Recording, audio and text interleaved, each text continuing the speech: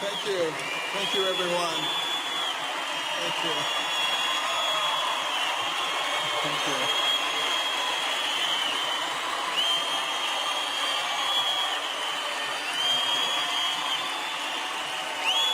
Thank you so much. Thank you. Thank you. All right. Don't eat up my time. Thank you. I want to thank you all for that very warm welcome. I have to start out by saying one very important thing. I'm not politically correct. And I hate political correctness because it's antithetical to the founding principles of this country. And the secular progressives use it to make people sit down and shut up while they change everything. It's time for us to stand up and shout out about what we believe in.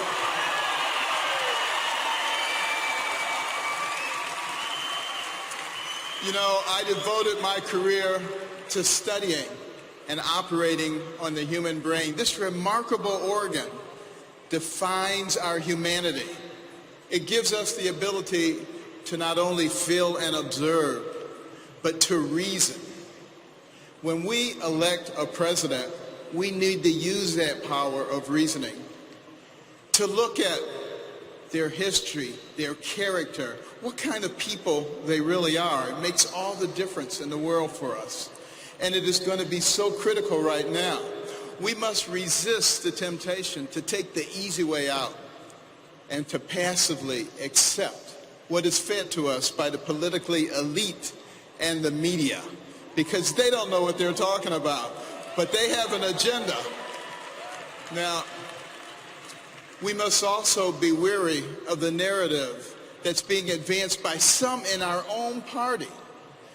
The notion that a Hillary Clinton administration wouldn't be that bad, the effects would only be temporary. You know, that it would only last for 4 and at most 8 years. They're not using their God-given brain to think about what they're saying, because it won't be 4 or 8 years, because she will be appointing people who will have an effect on us for generations, and America may never recover from that. That's what we have to be thinking about.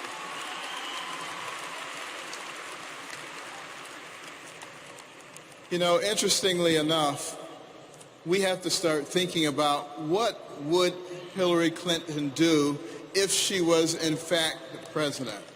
She would appoint Supreme Court justices, she would appoint federal judges, and that would have a deleterious effect on what happens for generations to come. Not only that, but she would continue with a system that denigrates the education of our young people, puts them in a place where they're never going to be able to get a job, where they're always going to be dependent, and where they can therefore be cultivated for their votes. This is not what America is all about, this kind of deception. And this is what we, the people, have the necessary obligation to fight.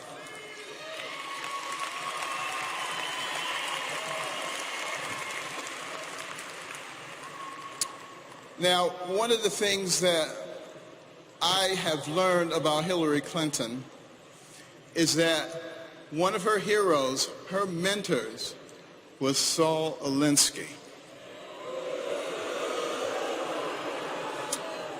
And her senior thesis was about Saul Alinsky. This was someone that she greatly admired and that affected all of her philosophies subsequently. Now, interestingly enough, let me tell you something about Saul Alinsky. He wrote a book called Rules for Radicals. On the dedication page, it acknowledges Lucifer, the original radical who gained his own kingdom. Now, think about that. This is a nation where our founding document, the Declaration of Independence, talks about certain inalienable rights that come from our Creator. This is a nation where our Pledge of Allegiance says we are one nation under God. This is a nation This is a nation where every coin in our pocket and every bill in our wallet says, "In God we trust."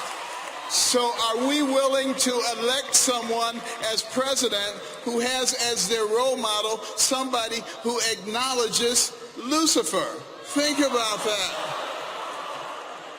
The secular progressive agenda is antithetical to the principles of the founding of this nation. And if we continue to allow them to take God out of our lives, God will remove himself from us. We will not be blessed, and our nation will go down the tubes. And we will be responsible for that. We don't want that to happen. Now, Donald Trump, he understands this very well. He understands that the blessings of this nation come with the responsibility to ensure that they are available to all, not just the privileged few.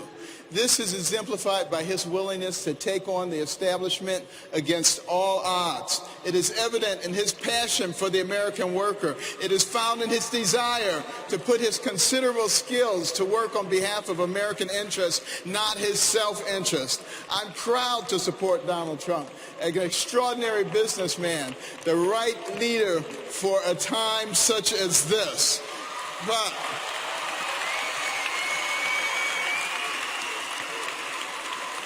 But you know what?